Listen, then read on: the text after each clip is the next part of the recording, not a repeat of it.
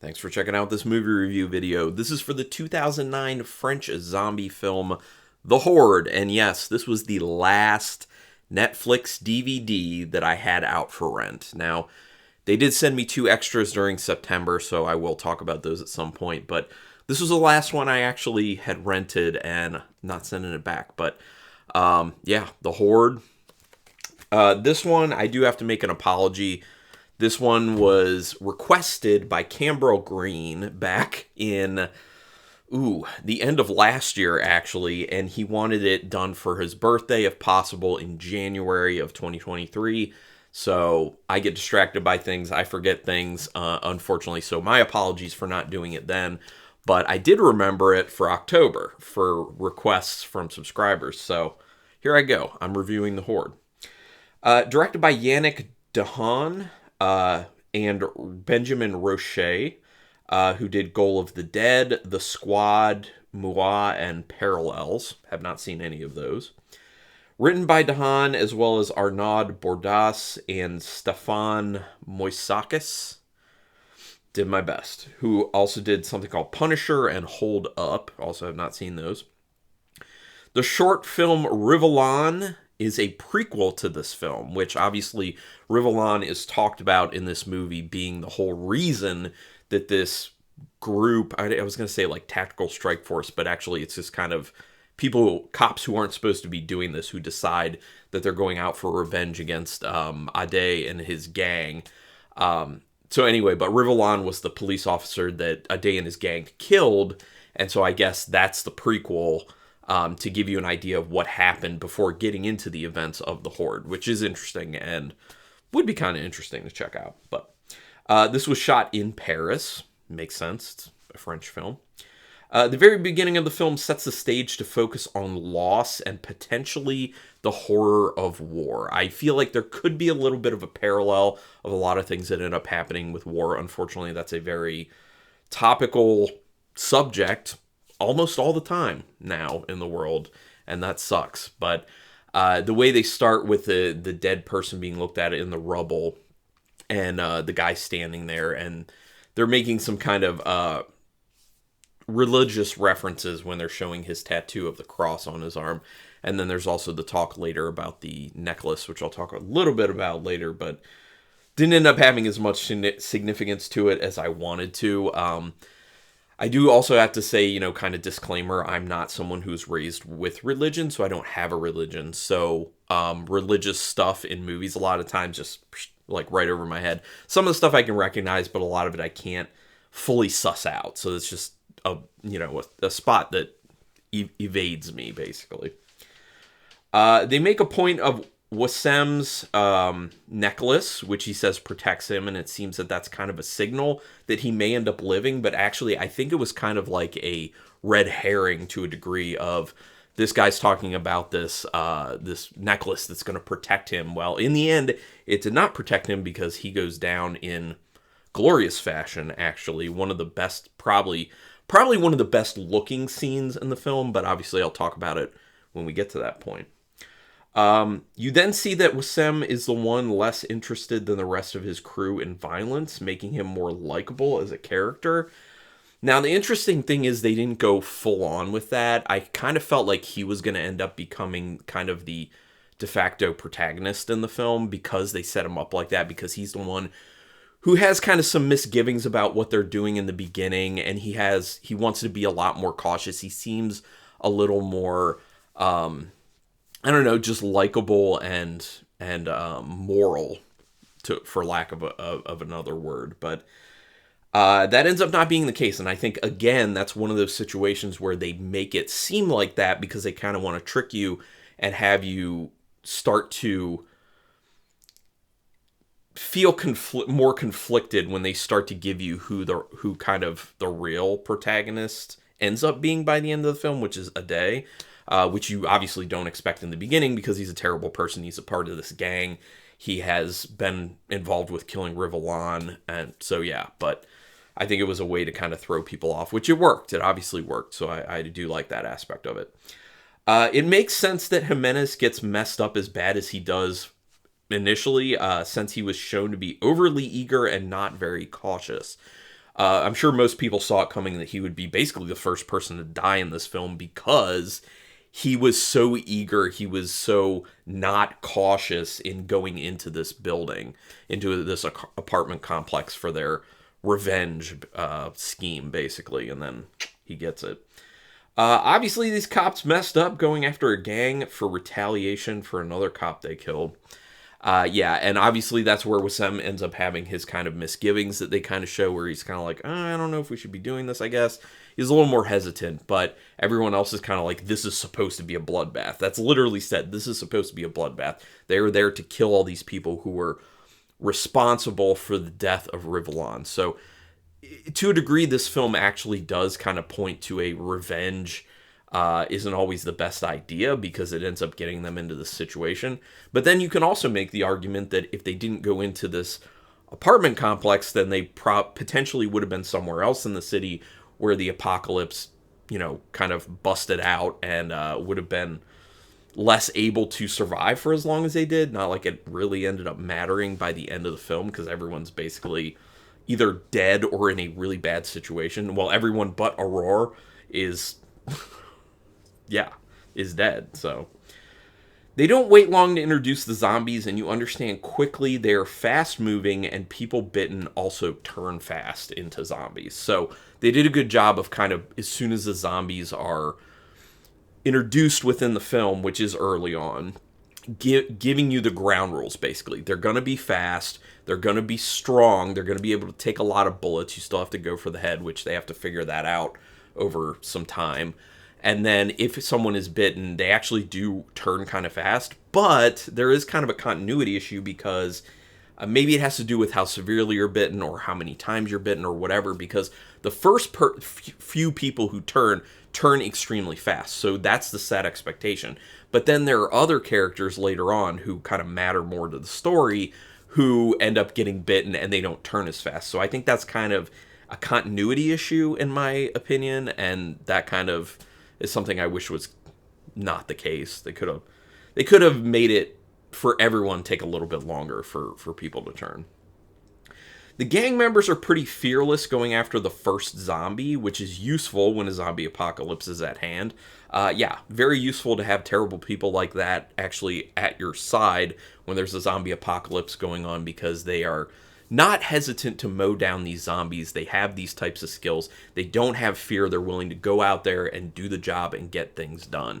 And I think that's one of the things they're kind of trying to show in the film, which is, they have these moral people and they have these immoral people, and now they're being forced together. They need to put their differences aside and work together, because at the end of the day, it is about the zombie situation. It's not about their beef anymore. But as we see in the end of the film, for some people, it still is about their beef. When they show the city basically in shambles and the horde of zombies, you feel the weight of that moment with characters realizing it at that moment at the same time as you, an audience member, is taking in what's going on. I think the visual that they show is extremely effective in doing that, with the smoke kind of going all over the place and the kind of like light flashes going on, and just seeing all those zombies that are so close to this building. Has a lot of weight. It's a very heavy gravity moment where you're just kind of like, okay, so even if they get out, who knows what's going on, which is an interesting thing, because they see that this is what's going on, and then they feel like all they need to do is get out of the building, but then they get out of the building and there's more zombies. So it's like they kind of should have seen this coming. So I don't know, maybe that's another issue with the film, in my opinion. It's definitely hard to convince enemies to work together in most situations, but Wissem is able to get through to Ade and his crew. Again, that's another one of those moments that makes you think, okay, Wissem is kind of like the main character. He's going to be the main good guy. Most likely he'll be the guy who survives, which obviously ends up not being the case. I could do without the whole Aurora being pregnant thing. When she's having that fight with Wissem about the death of Rivellon, and then how she was involved with him, and she called him and said that she was pregnant and stuff. Like, we didn't need all that backstory stuff. We didn't even need the friction between Wissem and Aurora. It was just kind of this added thing that distracted from the story more than anything, in my opinion. Some people may have enjoyed it, but I just thought like, I'm not into it. But that's also because, especially in horror films, when there's stuff introduced like relationship things, especially like pregnancy things, that's something that really just like makes me roll my eyes. It gets overused a lot in film. I do quite like the choreography of Aurora's big one-on-one zombie fight that happens relatively early in the film. That was really good. And for the most part, all the kind of choreography fight-wise that's in there and all the stuff that goes on with the zombies is really well handled. It looks really good. It looks very imposing. It looks very gruesome, brutal, and scary to a degree. So I'm a fan of how they did that, especially that choreography. Pause for horror hydration. Yeah, so I think that the whole like fighting through zombies, her fight scene was probably my favorite. When you meet the old guy having war delusions, he seems like he's a real risk to work with. Now, obviously, he ends up becoming a very big asset, but this is kind of the inverse of what they end up doing with Sam, where it looks like, oh, he's such a good guy, and then he's, you see some cracks in his facade, and then he ends up not being like the main good guy who's going to live. This delusional old man ends up seeming like, okay, this guy's probably going to turn on people at some point. He's going to be a liability at some point. But no, he actually helps them in many ways live longer, and then he kind of takes himself out at the end, which I'll talk about that. I have a problem with that later on, just to save the others, which was only 2 people at that point, but, so you were wrong about him. I was wrong about him. All the people were wrong about him because they do a good job of making him seem like, I don't know if I would trust this guy. Aurora is right when she says all that matters is the zombie situation, and she owes everyone nothing, basically. Although it is hard to want her to kill Tony at that moment, even though he has been bitten. She literally tells him that, like, you are already dead. Like, you're gonna turn into a zombie, and you basically will be killed at that point. But there is that problem that a lot of people like me watching zombie films have, where you don't want people to kill people when they're still human, when they still have like human qualities to them. They haven't fully turned zombie, because it feels inhumane at that point. But as soon as they turn to a zombie, it's like, okay, well, you know what you have to do at this point. But it's weird because, the rules of zombie films are such that you just know if someone gets bitten that they're going to have to be killed at some point. So it actually is best, from a logical standpoint, it is best to take them out before they actually turn, because then they're less willing to fight. Like, they're less strong, they're less ravenous, they're, so yeah, but it is that kind of like hard moral thing, because you're like, but they're still human. So it seems it seems as time goes on, Ade becomes a more rational leader. That's that whole thing I was talking about, where they introduce him and he seems terrible, and then over time he starts to change because of the situation. He starts to endear himself to the audience. You start to understand him a little bit more, and he becomes a different person by the end of the film. And it's almost kind of this rebirth by the end of the film for him in the eyes of the audience, where you're kind of like, this guy is kind of like the good guy now. He's kind of like a hero to a degree, which makes it even harder with what happens, what Aurora does. The shot that goes down the middle of the stairwell, awesome. One of my favorite shots of the film, actually probably the most interesting visual shot of the film, where it's at the top of the stairwell and just going down the center. Very cool looking. I love shots like that, really using the architecture of the building in a cool way. When they see all the zombies still trying to get into the building, when they get to the bottom, it's kind of a moment of now what? And they did a good job of making you, the audience member, feel that at the same time that the characters are feeling that. And I think that was one of the strengths of the film, is that it did a lot of that type of stuff, of allowing you to feel the same thing that the characters are most likely feeling through, the camera work, through the sound design, through the music, through the performances of the actors, all that stuff.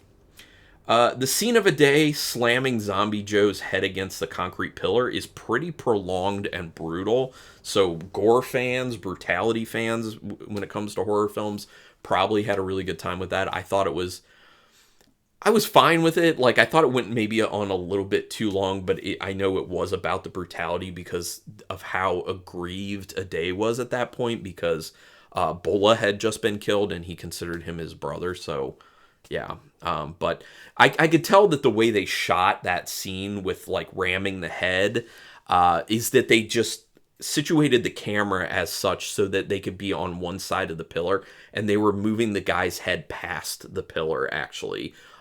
Which there wasn't any concrete there, obviously. I don't know if they had like a pillow up or something like that to kind of stop his head, but yeah, it looks like that's what they did.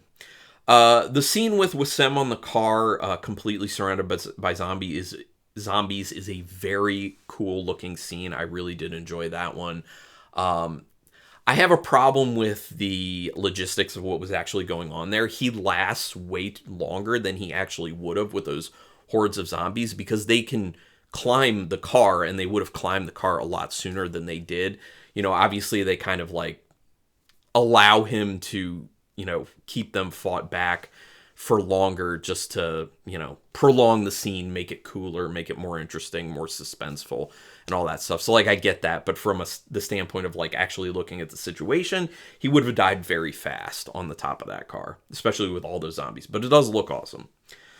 It makes no sense that the old man would kill himself, especially when he had plenty of time to throw that grenade. That's one of the biggest things that bothered me in this film, is that he spends all this time fighting through these zombies, although you do get the idea that he's mainly doing that because he enjoys killing. So he goes through this, and then he gets to the end, and he's just like, I have this grenade. I could throw it all the way down the hall and take out all these zombies and maybe collapse this hallway and keep them from coming through. Or I can just decide to kill myself. I know he says that, like, I'm not going to die of a heart attack, but it just doesn't make sense at this point, after how far he's gone, that he would just kill himself right then, especially when they're about to get out the door. Didn't make any sense to me. That's one of my biggest problems with this film. I thought that was a stupid choice. And after all that, Aurora kills a day, which is a very stupid move. That's another thing I kind of had a problem with, because I know it was supposed to be this thing where, like, everyone was getting over this grudge, but Aurora didn't. You know, it was still there. So it became this kind of surprise moment. And I think that was the main crux of why they did that, is they just wanted to shock people. Because they were like, oh my gosh, I thought we got past this. They survived together. But obviously she used him in order to get herself out of the building. But she could have still used him, and I'm sure she kind of knew that. So she should have kept him alive, because there's still zombies around, you know, and 2 is better than 1 when you're trying to survive like that. And he obviously showed himself to be a very effective leader and be very effective in fighting zombies. So dumb choice in my opinion, and I didn't like the idea that they were just like, oh, okay, she just can't get over it. And I know it was because she had a relationship with Rivellon, but I mean, come on. Given the situation, I don't know. Some people may have liked it. This is a movie where shaky cam is actually warranted and used quite well to enhance the intensity and confusion of the fight scenes. So a lot of the times I'll kind of harp on shaky cam being used inappropriately or too much. This is not one of those movies. I thought it was very appropriate. Thought it was used very well. So that was good. Having everything set in the apartment complex helps create a somewhat claustrophobic feel and a sense that the characters truly are trapped. So I love the setting. I love that it's all, for the most part, one setting. That's always very effective for zombie films, because you feel claustrophobic, you feel trapped, and then it's also this moment of, like, once you make it through here and you get out, what is out there? And they usually leave that till the end of the film to kind of gut punch you, typically, and be like, oh, they made it. No, they didn't really. So, yeah. And the last thing, zombie films like this really do remind you, or remind me, that all the issues we have with each other are overblown, for the most part. And people don't understand that until they're all facing something serious together. Yeah. I think that's one of the things, especially with things like war, politics, religion, you name it, social issues. That stuff, once you get into a situation like a zombie apocalypse, the rational person, the smart person realizes all that stuff is petty. All that stuff no longer matters. There are bigger fish to fry. If there was a situation where there was an alien invasion tomorrow, do you think people would really be thinking that much still about the political fights, the actual wars going on, all that type of stuff? No. They'd be focused on for the most part, uniting and taking on that force that's outside of the Earth. So, just, just another example. But the zombie apocalypse works very well for that type of stuff. It's been used so many times in that way in film. So, overall, I enjoyed this film enough. I didn't love it. I obviously didn't hate it because I said a lot of nice things about it. But out of 5 stars with half stars in play, I'm going with 3-star rating. I was close to giving it 3.5, but I just don't think the story is there. I think there were some really bad choices. It looks great. It is fun, but story-wise, it's just not a whole lot going on story-wise. So I'll give it 3 stars. But no, I considered 3.5 because it's pretty solid. So hopefully people enjoyed this review. Cambrel Green in particular. Go ahead and put some comments down here. Your thoughts on the Horde, especially Cambrel. Would love to hear what they have to say about this. Do me a quick favor. Hit like on this video. Hit the subscribe button. Hit the notification bell button because then you'll know when I'm putting up new videos. And subscribing to my channel is your way to say thank you for all this free content. Appreciate that. But thank you so much for taking your time to watch this video. And until next time, keep it brutal.